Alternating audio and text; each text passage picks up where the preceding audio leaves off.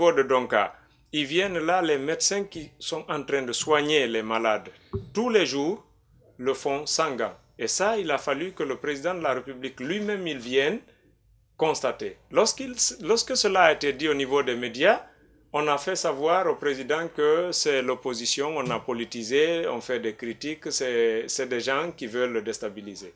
Mais ils n'ont pas été conscients de faire leur travail. Maintenant, il a fallu que le président vienne dans les hôpitaux, constater cela et que lui-même il monte au créneau pour dénoncer, pour que la pratique soit améliorée. Aujourd'hui, allez-y à Donka, tout le monde porte des gants. Mais est-ce que c'est à ce rythme qu'on peut vaincre une maladie dont la propagation est beaucoup plus accélérée? Le président peut aller partout, constater, dénoncer pour que les gens prennent la conscience et la mesure de la gravité? Non. Maintenant, ceux qui sont les directement responsables, qu'est-ce qu'ils font? Pourquoi la maladie, l'infection a quitté du bout du pays jusqu'à la capitale? Aucun cadre du ministère de la Santé ne répond. Mais il faut qu'il y ait des sanctions. Avant de parler d'abord du facteur argent Ebola business, il faut parler de Ebola négligence. Parce que si la négligence n'avait pas été de mise, on aurait circonscrit cette maladie. Aucune zone de quarantaine. Regardez la Sierra Leone. La Sierra Leone aujourd'hui, dans les taxis, c'est 3 personnes, un devant, 2 derrière. Dans les églises, ils ont espacé. Même là où on parle de Dieu, ils ont pris la précaution parce que Dieu a dit, il faut te prémunir. Ouais. D'accord? Maintenant, ils ont pris toutes ces mesures. Si ça ne marche pas, c'est au-dessus de leur force. Ils appellent l'aide de la communauté internationale. Mais nous, les boîtes de nuit sont ouvertes, ouais. Ça fonctionne. Les stades. Les stades, toutes les manifestations, légalement, rien ne les interdit. Ok?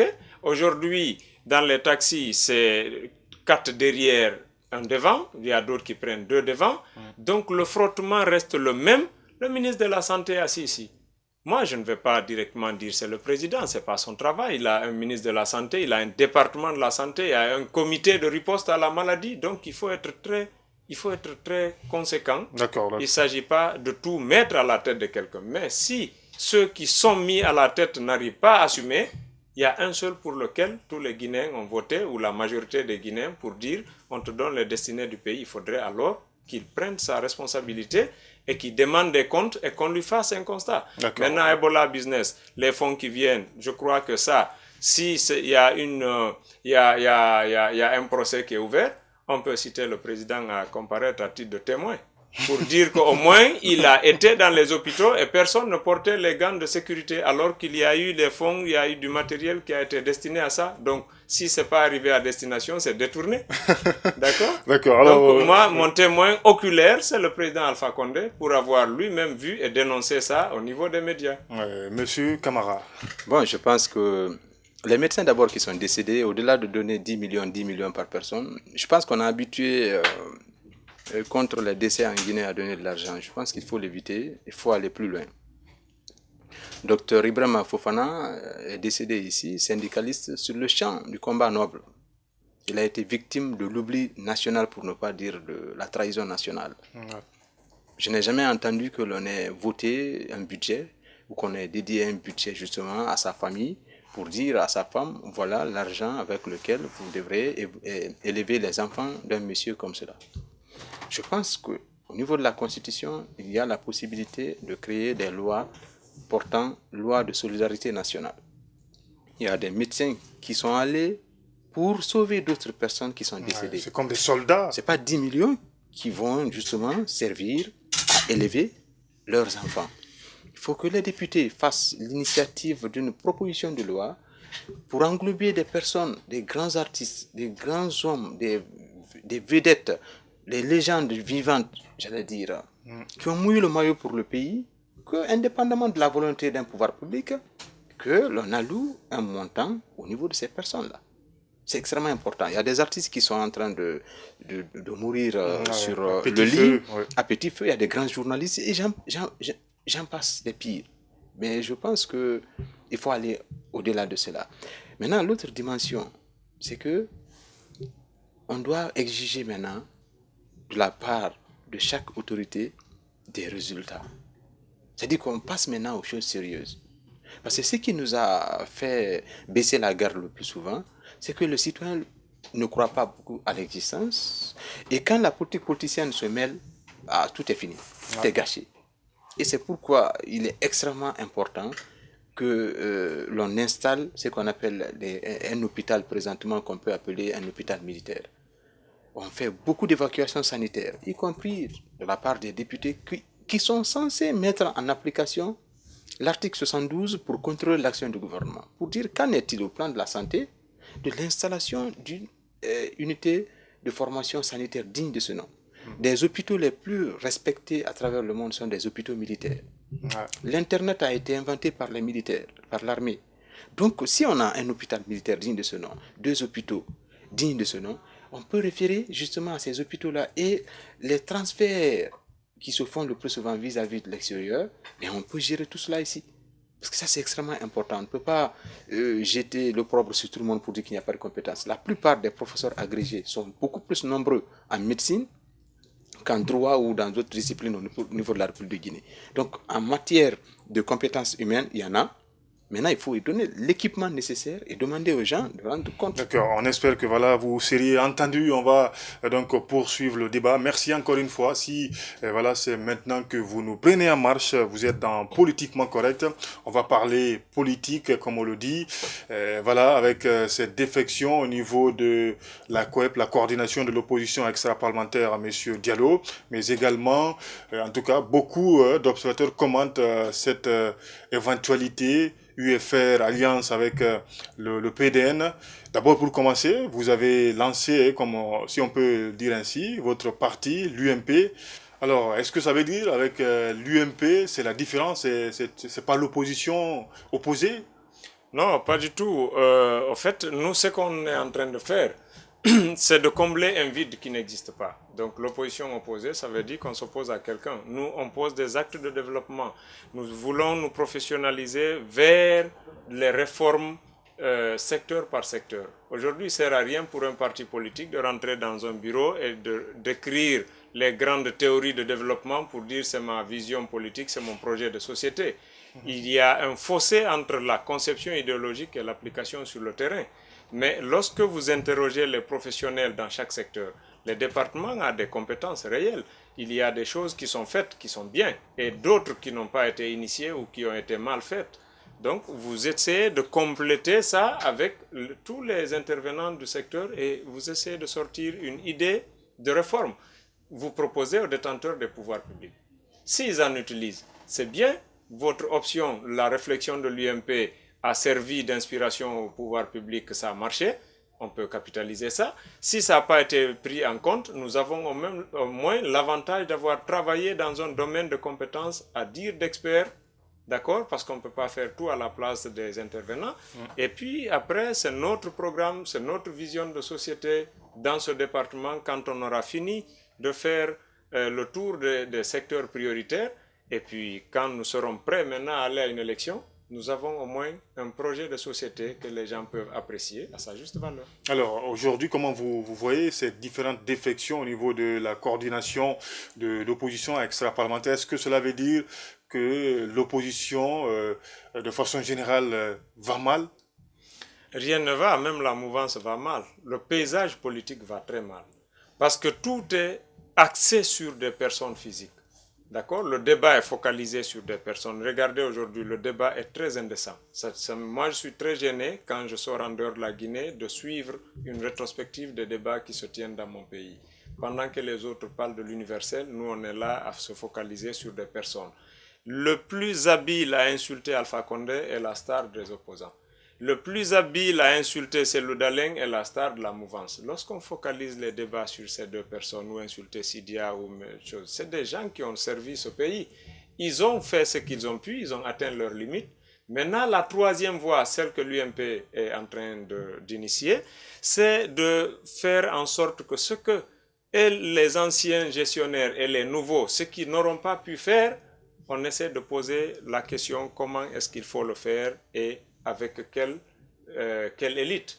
Mais si on se perd dans les invectives et les dénigrements, ça finit jamais. Et les gens ont la prétention de juger les autres pendant qu'eux-mêmes, ils n'ont pas fait leur mea culpa. Monsieur Camara. Bon, d'entrée de jeu, la reconfiguration de l'échiquier politique au niveau guinéen ne viendra qu'après 2015. Présentement, c'est des positionnements simplement parce que même au niveau du BL, vous savez, il y en a gros sur le cœur quand les gros leaders là à un moment donné ne l'avaient pas soutenu à l'effet d'obtenir son agrément. Il y a tout cela. C'est de bonne guerre. Mais moi, la discussion au niveau de ces défections ou autres, surtout les mouvements de soutien, moi ça me fait rire simplement. Sans compter que c'est une violation de la loi et une association n'a pas tout milité vis-à-vis d'un parti politique. L'article 54 de la loi électorale exclut cela. Mais je pense qu'on doit aller vers l'essentiel. En quoi faisant? Un, que le débat tel que les querelles tranchées qui se déroulent entre les acteurs ne déteignent pas sur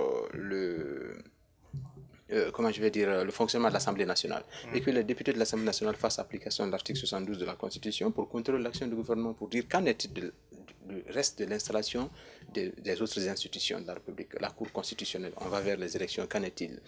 Deuxièmement, qu'en est-il de l'application de l'article 50 de la Constitution de la part du président de la République de présenter l'état de la nation en forme de message? Où est-ce que ça va pour attirer l'attention des citoyens guinéens? Où est-ce que ça va? Ainsi, là où ça va, on va consolider les acquis. Là où ça ne va pas, on va essayer de colmater, enfin d'apporter d'améliorer substantiellement. Et que l'opposition, en s'opposant par application de l'article 3 de la Constitution, s'oppose légalement, mais tout en faisant des alternatives crédibles. Parce que si chacun se tire le drap de son côté, ça crée ce qu'on appelle le phénomène de la girouette en météorologie. Le vent souffle de ce côté, tout le monde suit. Ça souffle de ce côté, tout le monde suit, selon les obédiences. Ça ne peut pas aller. Et que, au niveau de l'administration, que les gens sachent que quand quelqu'un est administrateur, c'est la neutralité. En Belgique, ça a 18 mois de crise au sommet de l'État, mais l'administration a marché. En Sierra Leone, ici, il y avait de la crise. L'administration a marché tant bien que mal. Vous savez que les gens ont une mauvaise conception de l'administration à deux niveaux. Il y a quelqu'un qui pense que non, moi, l'administration, ça ne m'intéresse pas. Il oublie que si vous êtes au niveau de votre média, c'est le privé. Mais si vous avez un ministère de la communication qui vous plombe pour dire que ça ne peut pas aller, ça va vous limiter dans votre rang de progression. Vous avez vu, à un moment donné, il y avait une sorte de guerre sur Espace TV, ça et là. Mais il a fallu que le ministre des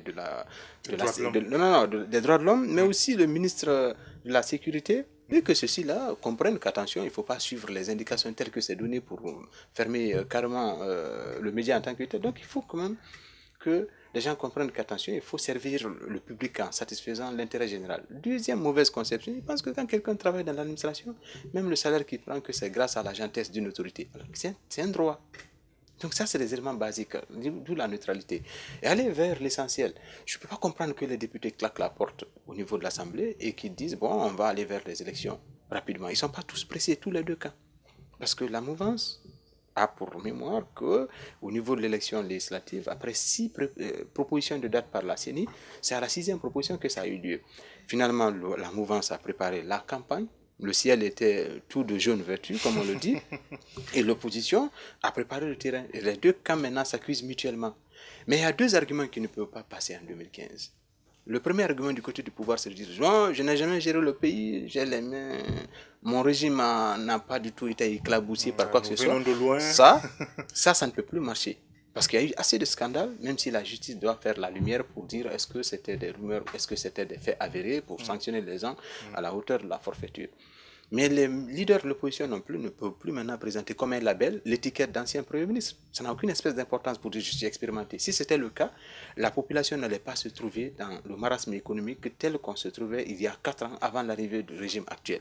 Donc je pense que la population doit exiger des résultats de la part des uns et des autres. Et le premier citoyen guinéen qui va dire maintenant qu'en 2015 il n'y aura pas de débat contradictoire sur le programme de société, ce serait montré comme un adversaire contre la démocratie. La personne qui va tricher une élection pour faire balancer quoi que ce soit au niveau d'une voix, tricher une voix d'une population, c'est de faire dégorger la démocratie sur tissu blanc. Donc je pense que les citoyens doivent avoir présent également à l'esprit que du côté de la mouvance, si vous soutenez de façon aveugle et qu'il n'y a pas d'emploi pour vos jeunes, vous allez être déçus sans pouvoir rien dire.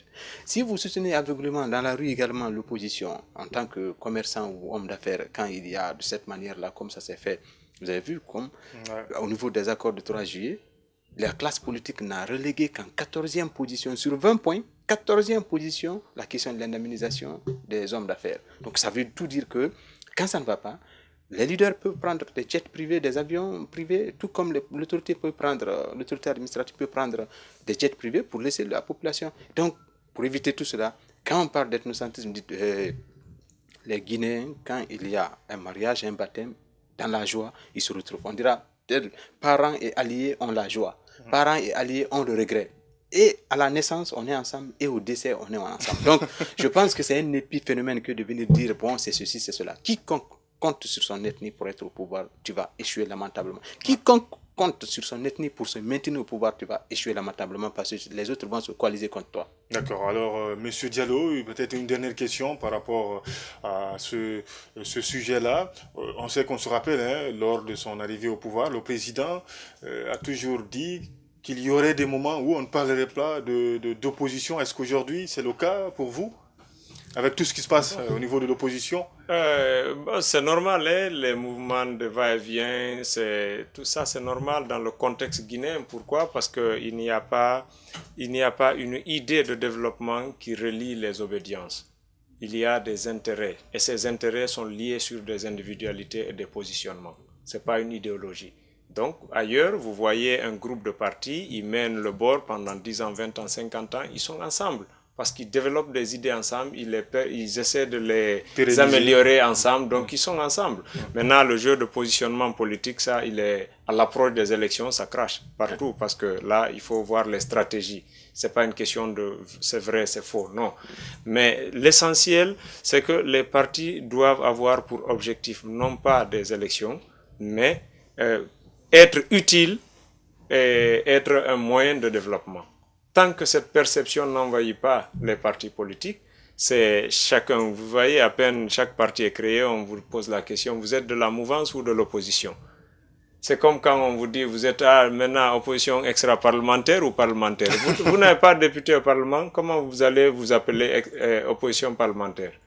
Vous n'êtes pas parlementaire. Si vous êtes extra-parlementaire, c'est un nom commun de choses. C'est comme si vous dites Dieu ou le ciel ou la terre. Ça ne veut pas dire c'est l'apanage d'un groupe, même s'il y a une appellation qui s'est formée, mais ça n'a aucun sens. D'accord? Donc aujourd'hui, l'opposition, pour qu'elle soit vraiment une opposition au service du pays, elle doit pouvoir concevoir un modèle de développement et de proposer. C'est ça le pacte. C'est ce qui vous donne la voix du citoyen. Vous lui dites, je vais faire ça pour toi, il analyse, il trouve que c'est faisable, il y a les moyens, il y a la sincérité, il y a les compétences avec toutes les garanties qui sont dans les discours et les supports, et il vous donne sa voix. Mais ici, c'est pourquoi quand M. Camara a dit le débat contradictoire lors des élections, comptez sur l'UMP. Nous allons faire des mouvements citoyens pour amener la population à exiger de tout leader qui vient dans une circonscription pour battre campagne, s'il ne leur parle pas d'eux-mêmes et du pays, qu'on le ramène. Il n'a qu'à retourner à sa base pour aller se former ou demander qu'est-ce qu'il va faire. Parce que si on a le pouvoir sans savoir qu'est-ce qu'on va en faire, on devient quelqu'un qui improvise. Or, le pouvoir, on dit diriger, c'est prévoir. Et si vous venez vous improviser, vous fragilisez le tissu social et vous amenez le pays en régression. D'accord. Un dernier mot, parce qu'on est pris par le temps, Monsieur Camara. Oui, c'est de dire aux députés d'abord de voter des textes dignes de ce nom, de ne pas copier ce que le CNT a fait à un moment donné en voulant coloniser tous les citoyens pour dire que personne ne doit être candidat indépendant, sans même mettre de la rigueur au niveau des partis politiques. Alors qu'on pouvait, pour éviter des candidatures fantaisistes, exiger des signatures récoltées par des personnes crédibles. Maintenant, ils ont aussi coupé la tête, le sommet de la Constitution et la base, ils ont ramené l'âge à 35 ans pour permettre à un certain nombre de jeunes frondeurs à faire acte de candidature. Ils ont coupé également le sommet pour dire qu'il n'y a pas de limite d'âge, alors qu'il y a la sénilité qui peut venir. Donc, ils ont dit, bon, si tel et tel ne sont pas candidats, le pays peut prendre feu. Non, on ne doit pas calquer. La loi est impersonnelle, on ne doit pas calquer la loi sur des personnes. Et que chaque institution joue son rôle, sinon que la population fasse le vote dans la paix. C'est pourquoi un des caractères du vote, à l'article 2 de la Constitution, c'est le caractère secret. On n'a pas à dire à quelqu'un, vous avez voté pour qui? C'est de rire avec les uns et les autres et de sanctionner des gens dans l'urne ou bien de les récompenser dans l'urne. C'est tout. D'accord. En tout cas, on espère poursuivre le débat. Merci à tous ceux qui nous ont suivis depuis 19h GMT. Et voilà, donc je rappelle, j'avais comme invité sur ce plateau Boubacar Sidiki Diallo. Il est président de l'Union pour un mouvement populaire UMP. Mais de l'autre côté aussi, on avait notre consultant Mohamed Kamara. On se retrouve la semaine prochaine. Merci à l'équipe technique. Salut à tous.